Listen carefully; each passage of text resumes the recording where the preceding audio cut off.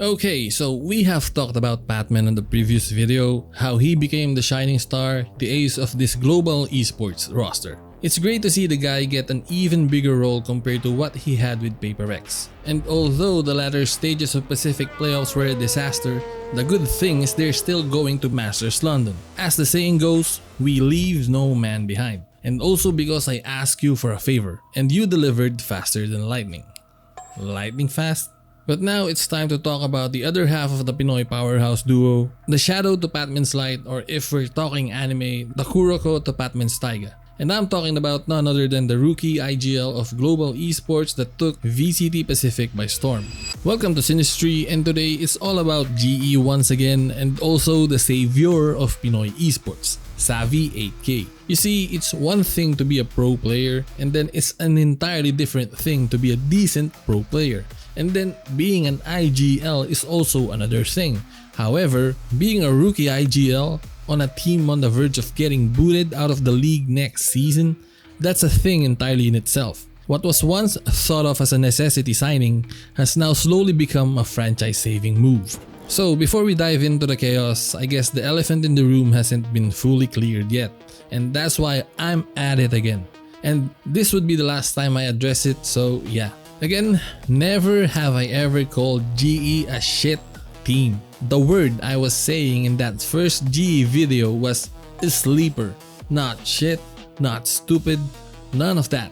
And if you can't be bothered to check the video back, then I'm just going to bring that clip here. So basically, summarize it up. Actually, Global could go in the A tier, but I think this is a brand new team. But yeah, they're basically a sleeper team in my books.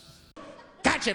Also, I'm moving the community highlight in here. I always put this section at the end of the video, but let's mix things up a bit. So if you want to be part of our unnamed community, just hit that sub button, leave your takes below, and wait for your YT handles to be featured in the next video.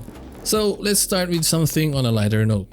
Despite GE's disappointing defeat in the playoff weekend, let's not forget that they're technically still the third best team in Pacific right now, which begs the question, where does Xavi actually sit on the Pacific IGL tier list? I mean, you could agree or disagree with me here, but I say he's arguably at least a top 5 IGL in Pacific right now. Because just look at Karon and Texture. Two great players in their own right, but without an experienced IGL to utilize their prowess, they were not really able to get anything going. And I think that's enough proof of Xavi's value. Because you can have the best players in the world, but without a reliable IGL to make the calls, even the most stacked roster on paper inevitably turns into a bottom of the barrel team. But let me ask you this, is Xavi actually a top tier tactical mind, or is he in this place right now because the rest of Pacific's IGLs are having an absolute disaster of a season? Like, are we praising his genuine genius, or is he just capitalizing on everyone else's collapse? Personally, I think he's in the middle. He's not bad, but he's still a ways away from being called one of the best. But going back, within a span of 5 months, Xavi has already eclipsed the likes of Crazy Guy, Mako, the Lackey of Valorant, the Master Santiago winner RB, the Donut, Munchkin, and most of all, the Faker of Valorant, Jesse Vash. Uh-oh, team secret mention. Well, you know how this works, and it's roasting time. Because after beating Adobo Gang, Xavi had something to say, and it's kinda spicy. I mean, they should have picked me and Pat up a long time ago. I think Pat and I were never offered for like the first 2 years. Like they only offered us now, and I'm pretty sure we should have joined a long time ago. And now they lose to us, you know. I don't know why they didn't pick us up, but you. Is what it is. Yeah. Everybody in America thinks he's good, bro. What? My bad, bro. No pride, bro. My bad, bro. Adobo pride, right? Abobo gang. Abobo gang. And I don't know about you, but something tells me Xavi once upon a time was dying to play for Secret. Whether it be his own desire to play on tier 1 or whatever, he knew that Secret should have signed him long before.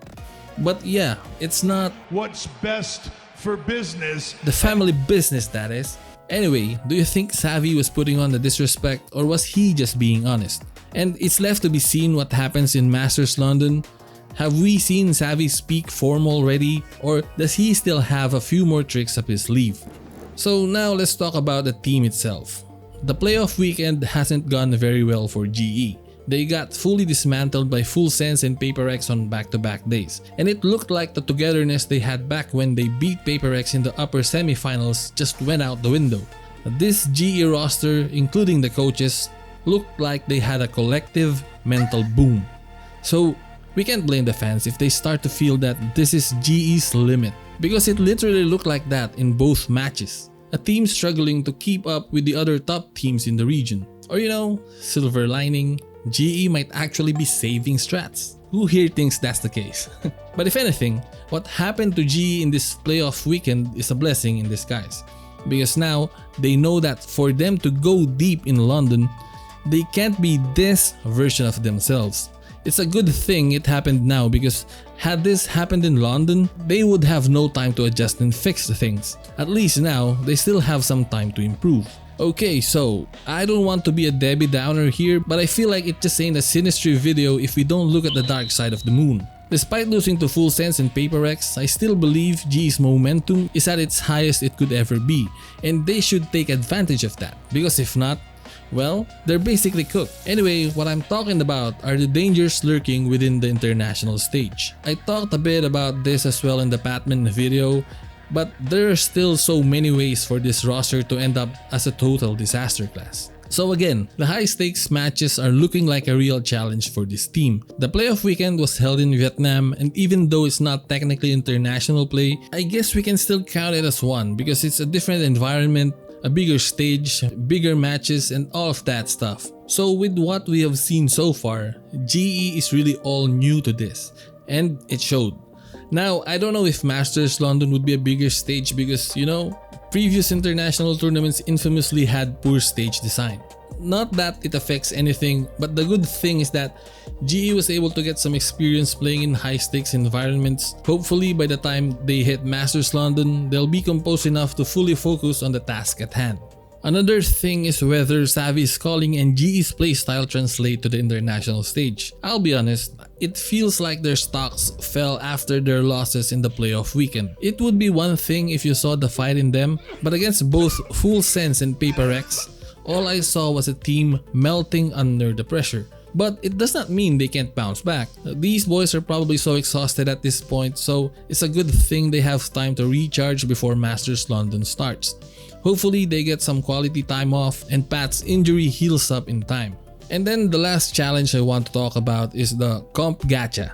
I'm not sure if the players are comfortable with Frost switching up the lineup now and then, but based on the results in this playoff weekend, it looked like it threw them off more than it did the enemy team. I mean, you see the triple Senti comp on Lotus, and it didn't work against Paper X. If you can remember going back to kickoff where GE beat Paper X on split with Veto, but in their next match they switched away from the Veto and they lost. So if anything, I'd say teams at the top are well prepared for almost anything you would throw at them. So I think the strat to throw off the enemy team barely works in the upper echelon of competition. And the thing is, I don't see Frost stopping this anytime soon. And worst case scenario is that this Comp Gacha tactic will hurt their chances more than help them. Anyway, how do you feel about this comp switching every now and then that GE likes to do? Let me know down below. So that's all I have for now. I still have a few ideas about GE wherein I want to talk about if they will be able to make it in the VCT 2027 partnership and all of the pitfalls that would come with it. If we can get to 500 likes on this vid, then I'll work on that. Anyway, as always, leave a like if you enjoyed, hit that sub button so you don't miss out, and I'll see you in the next one. Peace.